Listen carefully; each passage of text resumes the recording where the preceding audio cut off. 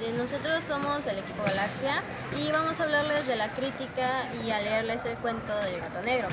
Mi equipo está conformado por Cian González, Melina Macías, Sofía Elvira, Leonardo García, Javier Pacheco, David Sem, Luz Acosta y su servidora, Sadie Paul.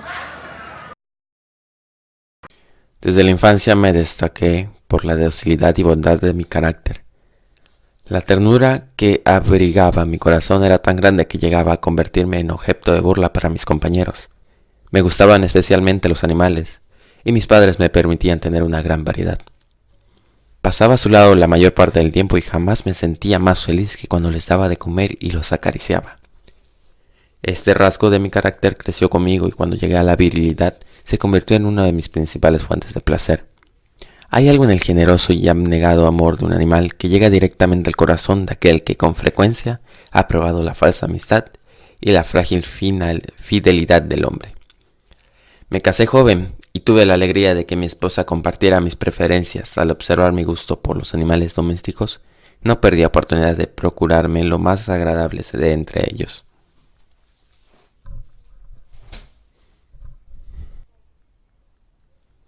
Tenía pájaros, peces de colores, un hermoso perro, conejos, un monito y un gato. Este último era un animal de notable tamaño y hermosura, completamente negro y de una sagacidad asombrosa. Al referirse a su inteligencia, mi mujer, que en el fondo era no supersticiosa, aludía con frecuencia a la antigua creencia popular de que los gatos negros son brujas metamorfoseadas. No quiero decir que lo creyera seriamente, y solo mencionó la cosa porque acabo de recordarla. Plutón, tal era el nombre del gato, se había convertido en mi favorito y mi camarada. Solo yo le daba de comer y él me seguía por todas partes en casa. Me costaba mucho impedir que anduviera atrás de mí en la calle. Nuestra amistad duró así varios años, en el curso de los cuales mi temperamento y mi carácter se alteraron radicalmente por culpa del demonio. Día a día me fui volviendo más melancólico, irritable e indiferente hacia los sentimientos ajenos. Llegué incluso a hablar descomedidamente a mi mujer y terminé por infligirle violencia personales. Mis favoritos, claro, están sintiendo igualmente el cambio de mi carácter. No solo los descuidaba, sino que llegué a hacerles daño. Así a Plutón, sin embargo, conservé suficiente consideración como para abstenerme de maltratarlo. Cosa que hacía con los conejos, el mono y hasta el perro, cuando por casualidad o movidos por el afecto se cruzaban en mi camino. Mi enfermedad, empero, se agravaba, pues, ¿qué enfermedad es comparable al alcohol? Y finalmente el mismo Plutón, que ya estaba viejo y por lo tanto algo enojadizo, empezó a sufrir las consecuencias de mi mal humor. Una noche en que volví a casa completamente embriagado, después de una de mis correrías por la ciudad, me pareció que el gato evitaba mi presencia. Lo alcancé en brazos, pero asustado por mi violencia me mordió ligeramente la mano, al punto que se apoderó de mí una furia demoníaca y ya no supe lo que hacía. El gato, entre tanto, mejoraba poco a poco, cierto que la órbita donde faltaba el ojo presentaba un horrible aspecto, pero el animal no parecía sufrir ya. Se paseaba como de costumbre por la casa, aunque como es de imaginar, huía aterrorizadamente al verme. Me quedaba aún bastante de mi antigua manera de ser para sentirme agraviado por la evidente antipatía de un animal que alguna vez me había querido tanto. Pero ese sentimiento no tardó en ceder, pasó al final irritación, y entonces para mi caída final e irrevocable se presentó el espíritu de la perversidad. La noche de aquel mismo día en el que cometí tal cruel acción me despertaron gritos de incendio. Las cortinas de mi cama eran una llama viva y toda la casa estaba ardiendo. Con gran dificultad pudimos escapar de la conflagración mi mujer y una sirvienta y yo. Todo quedó destruido, mis bienes terrenales se perdieron y desde ese momento tuve que resignarme a la desesperanza. No incurriré en la debilidad de establecer una relación de causa y efecto entre el desastre y mi criminal acción. Pero estoy detallando una cadena de hechos y no quiero dejar ningún eslabón incompleto. Al día siguiente del incendio acudí a visitar las ruinas, salvo una. Las paredes habían desplomado, la que quedaba en pie era un tabique divisorio de poco espesor, situado en el centro de la casa y contra el cual se apoyaba antes la cabecera de mi lecho. El enlucido había quedado a salvo de la acción del fuego, cosa que atribuía a su reciente aplicación. Una de esas manchaduras habíase reunido frente a la pared y varias personas parecían examinar parte de las mismas con gran atención y detalle. Las palabras extraño, curioso y otras similares excitaron mi curiosidad. Al aproximarme vi que en la blanca superficie grabado un mejor relieve apareció la imagen de un gigantesco gato. El contorno tenía una nitidez verdaderamente maravillosa. Había una soga alrededor del pescuezo del animal. Una noche en que, borracho a medias, me hallaba en una taberna más que infame, reclamó mi atención algo negro posando sobre uno de los enormes tóneles de ginebra que constituía el principal moblaje del lugar. Durante algunos minutos había estado mirando dicho tonel y me sorprendió no haber advertido antes la presencia de la mancha negra en lo alto. Me aproximé y la toqué con la mano. Era un gato negro muy grande, tan grande como Plutón y absolutamente igual a este, salvo un detalle. Plutón no tenía el menor pelo blanco en el cuerpo, mientras este gato mostraba una vasta, aunque indefinida mancha blanca en el cual cubría casi todo el pecho. Al sentirse acariciado se enderezó prontamente, ronroneaba con fuerza. Se frotó contra mi mano y parecía encantado de mis intenciones. Acababa pues de encontrar el animal que precisamente andaba buscando. De inmediato propuse su compra al tabernero, pero me contestó que el animal no era suyo y que jamás lo había visto antes ni sabía nada de él. Continué acariciando al gato y cuando me disponía a volver a casa el animal apareció dispuesto a acompañarme. Le permití que lo hiciera, deteniéndome una y otra vez para inclinarme y acariciarlo. Cuando estuve en casa se acostumbró a ella de inmediato y se convirtió en la gran favorita de mi mujer. Por mi parte, pronto sentí nacer en mí una empatía hacia aquel animal. Era exactamente lo contrario de lo que había anticipado, pero, sin que pueda decir cómo ni por qué, su marcado cariño me disgustaba y me fatigaba. Gradualmente, el sentimiento de disgusto y fatiga creció hasta alcanzar la amargura del odio. Evitando encontrarme con el animal, un resto de vergüenza y el recuerdo de mi crueldad de antaño convidaba a maltratarlo. Durante algunas semanas me abstuve de pegarle o de hacerle víctima de cualquier violencia, pero gradualmente, muy gradualmente, llegué a mirarlo con inexpresable odio y a huir en silencio de su detestable presencia como si fuera una amenación de la peste.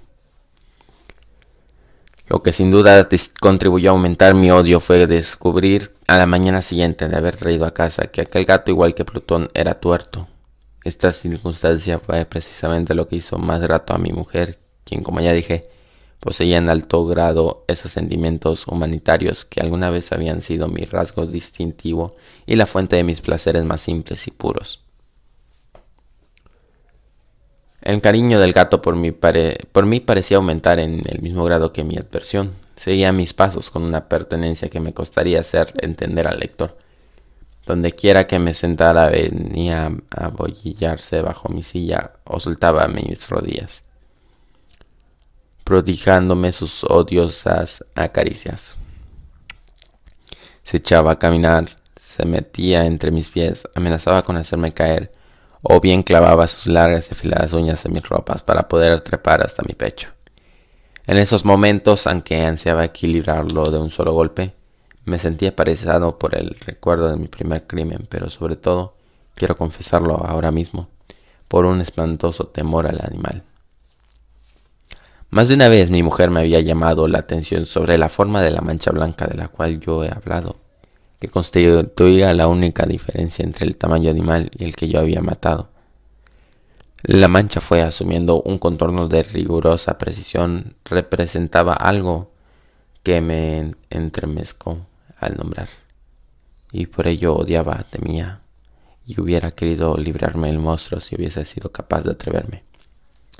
Representaba, la imagen de una cosa atroz, siniestra, la imagen del patíbulo, o lúgubre terrible máquina del horror y del crimen, de la agonía y de la muerte. Cierto día, para cumplir una tarea doméstica, me acompañó al sótano de la vieja casa donde nuestra pobreza nos obligaba a vivir. El gato me siguió mientras bajaba las espinadas escaleras y estuvo a punto de tirarme cabeza abajo, lo cual me exasperó hasta la locura. Alcanzando una hacha olvidada en mi rabia, los pulires temblores que hasta entonces había detenido en mi mano, descargué un golpe que hubiera matado instantáneamente al animal de haberlo alcanzado. Pero la mano de mi mujer detuvo su trayectoria. Entonces, llevando por su intervención una rabia más demoníaca, me zafé de su brazo y le hundí el hacha en la cabeza. Sin ningún solo quejido, cayó muerta a mis pies. Cumplido este espantoso asesinato, me entregué al punto y con toda la sangre fría a la tarea de ocultar el cadáver. Sabía que era imposible sacarlo de casa, tanto de día como de noche, sin correr el riesgo de que algún vecino me observara. Diversos proyectos cruzaron mi mente. Por un momento pensé en descuartizar el cuerpo y quemar los pedazos. Luego se me ocurrió cavar una tumba en el piso del sótano. Pensé que también, si no convenía, arrojarlo al cuerpo, al pozo del patio, o meterlo en un cajón como si se tratara de una mercadería común, y llamar a un mozo de cordel para que le retirara de casa. Pero al fin di con lo que me parecía el mejor expediente y decidí emparedar el cadáver en el sótano, tal como se dice que los monjones de la Edad Media emparedaban a sus víctimas. El sótano se adaptaba bien a este propósito. Sus muros eran de material poco resistente y estaban recién revocados con un mortero ordinario, que la humedad de la atmósfera había dejado endurecer. Además, en una de las paredes se veía la saliencia de una falsa chimenea, la cual había sido rellenada y tratada de manera semejante al resto del sótano. Sin lugar a dudas, sería muy fácil sacar los ladrillos en esa parte, introducir el cadáver y tapar el agujero como antes, de manera que ninguna mirada pudiese descubrir algo sospechoso. No me invocaba en mis cálculos. Fácilmente saqué los ladrillos con ayuda de una palanca y luego de colocar cuidadosamente el cuerpo contra la pared interna, lo mantuve en esa posición mientras aplicaba de nuevo la mampostería en forma original. La pared no mostraba la menor señal de haber sido tocada. Había barrido hasta el menor fragmento de materia suelto. Miré en entorno disfrutante y me dijo: aquí por lo menos no he trabajado en vano. No se presentó aquella noche. Si en aquel momento el gato hubiera surgido ante mí, su destino habría quedado sellado. Pero por lo visto el astuto animal, alarmado por la violencia de mi primer acceso de cólera, se cuidaba al parecer mientras no cambiara mi humor.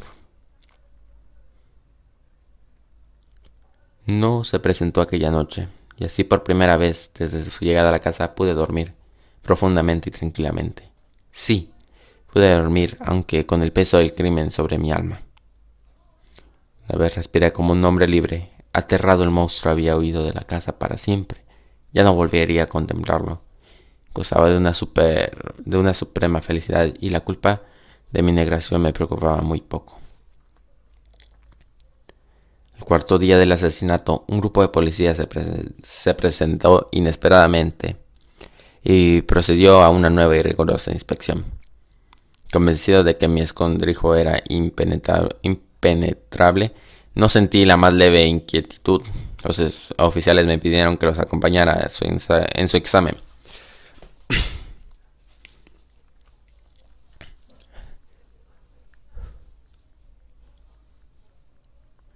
No dejaron hueco ni rincón sin revisar. Al final, por tercera o cuarta vez bajaron al sótano. Lo seguí sin que me temblara un solo músculo. Mi corazón latía tranquilamente como el de aquel que duerme en la inocencia. Me pasé de un lado al otro del sótano. Había cruzado los brazos sobre el pecho y andaba tranquilamente de aquí para allá. Los policías estaban completamente satisfechos y se disponían a marcharse. La alegría de mi corazón era demasiado grande para reprimirla. Ardía en deseo de decirles por lo menos una palabra como prueba de triunfo y confirmar probablemente mi inocencia. Caballeros, dije por fin cuando el grupo subía la escalera, me alegro mucho de haber disipado sus sospechas. Les deseo felicidad y un poco de cortesía. Dicho sea de paso, caballeros, esta casa está muy bien construida. En mi frenético deseo de decir alguna cosa con naturalidad casi no daba cuenta de mis palabras. Repito que es una casa de excelente construcción. Estas paredes ya se marchan ustedes, caballeros. Tienen una gran solidez. Y entonces, arrastrado por mis propias bravatas, golpeé fuertemente con el bastón que llevaba en la mano sobre la pared del enladrillado, tras del cual se hallaba el cadáver de la esposa de mi corazón. Que Dios me proteja y me dé libre de las garras del archidemonio. Apenas había cesado el eco de mis golpes cuando una voz respondió desde dentro de la tumba. Un quejido, sordo y entrecortado al comienzo, semejante al sollozar de un niño, que luego creció rápidamente hasta convertirse en un largo, agudo y continuo alarido, anormalmente como un inhumano, un aullido, un clamor de lamentación. Mitad de horror, mitad de triunfo, como solo puede haber brotado en el infierno de la garganta de los condenados a su agonía, de los demonios exultadamente en la condenación. Por un instante el grupo de hombres en la escalera quedó paralizado por el terror. Luego una docena de robustos brazos atacaron la pared que cayó de una pieza. El cadáver, ya muy corrompido y manchado de sangre coagulada, aparecía de pie ante los ojos de los espectadores. Sobre su cabeza, con la roja boca abierta y el único ojo como de fuego, estaba agazapada la horrible bestia cuya astucia me había inducido al asesinato, cuya voz delatadora me entregaba al verdugo. Había emparedado al monstruo en la tumba.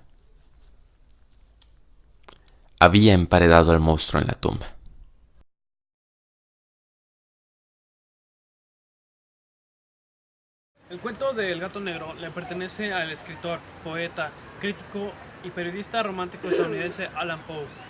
El cuento nos describe y menciona cómo es la personalidad inicial y vida de un muchacho en una vivienda común, junto a su esposa y sus mascotas, a las cuales le tiene mucho amor y cariño, incluyendo especialmente a un gato negro, y deja claro que él es constantemente feliz. Todo esto es relatado desde la perspectiva del mismo hombre, cambiado completamente con desprecio, desgracia, horror y autorrepentimiento, explicando que es consciente de que su muerte llegará en cualquier momento y no se le quiere relacionar para nada con el relato. Los enfoques que puede tener el cuento pueden ser muy distintos, ya sea con uno de terror, un enfoque muy psicológico, una ligera y poéticamente literario, y un último, el identificativo moralmente. Esta obra se compone de ciertos momentos lineales impredecibles, pero de algún modo coherentes con el trasfondo corto de nuestro protagonista, de tal modo que el mismo se llega a expresar con tanta simplicidad e indiferencia. Para describir las situaciones paranormales y a los personajes como tales, empezaremos por la esposa. Puedo mencionar que la esposa del hombre no tuvo gran papel dentro de la historia, no al menos en todas sus interacciones con ambos gatos, donde muestra una contrariedad con su marido en cuanto a la relación emocional con los animales, contando que habla de su débil superstición de que los gatos negros traen mala suerte. El primer gato, llamado Plutón, es un personaje algo simple, al igual que la esposa, a excepción de que este sufrió más efectos colaterales por el hecho de reaccionar a la actitud de su dueño. El segundo gato sentí que fue más como un símbolo de purgación indirecta para el protagonista, ya que este horripilaba con su simple presencia y poco a poco volviéndose no solo un recordatorio, sino también un fastidio colateral y consecuencial, así como el incendio de su casa, la marca del gato muerto en la pared, el trazo de horca en la piel del gato y el grito en las vigas de madera. El hablar del protagonista es curioso, ya que él mismo cayó en un camino de autodestrucción por el simple hecho de no saber lidiar con los seres vivos de su alrededor. Pero también llama la atención el caso de que tenía un conflicto interno en el cual no sabía cómo debía de sentirse con cada uno de sus actos y al final, para solucionarlos, solo actuaba sin pensar moralmente. En cuanto a estructura o cuerpo, me pareció notar ciertas intervenciones reflexivas por parte del narrador. Hablando del tiempo y el espacio, se puede notar su orden mientras avanza la historia. La presencia de cada momento reflexivo y de resolución mental es pertinente y sin caer en lo simplista. Sin embargo, es un poco saturante el querer llegar a comprender el conflicto directo por los cambios sociológicos y mentales del protagonista, causando extrañeza por parte de un lector quisquilloso y analítico. No obstante, sin quitar el disfrute de la procedencia con cada hecho. Es muy probable que tenga la justificación de que para los tiempos de vida del escritor todavía no se desarrollaban muy bien los estudios de psicología social en Estados Unidos, para ser más específicos, Boston, Massachusetts, de 1800 a 1890. Ahora a esto se le agrega que este cuento, al ser del género de terror y el acercamiento del autor era con la esencia gótica, tendría sentido que el por qué quedara descartado. O simplemente, como no soy costumbre de su género, lenguaje, poesía y literatura, no fui capaz de entenderlo. Mi conclusión llegó así. El gato negro es una obra interesante de destripar, y aunque no es el gran cuento de terror de la historia, nos entrega un tropo en el cual se pueden apreciar todos los aspectos humanos en potencial y capacidad. Hablar sobre una persona que ama a muchos seres vivos termina sintiendo odio por la intolerable vida y existencia, tanto para una persona como para un animal. Muchas gracias por ver nuestro proyecto final respecto al cuento del gato negro de Edgar Allan Poe. Recuerden que en la descripción está un sorteo respecto al libro de Pedro Páramo de Juan Bulfo. Si es que por cualquier circunstancia no llega a aparecer el link, es porque hackearon a la maestra. En todo caso, traten de suscribirse al canal para que la maestra pueda llegar a hacer el especial de 10 suscriptores. Recuerden darle pulgar arriba porque pues si no, pues no sé, pues se ve bonito el pulgar arriba, ¿verdad? Y recuerden, si no oyen ladrar los perros, están muertos. Suscríbanse.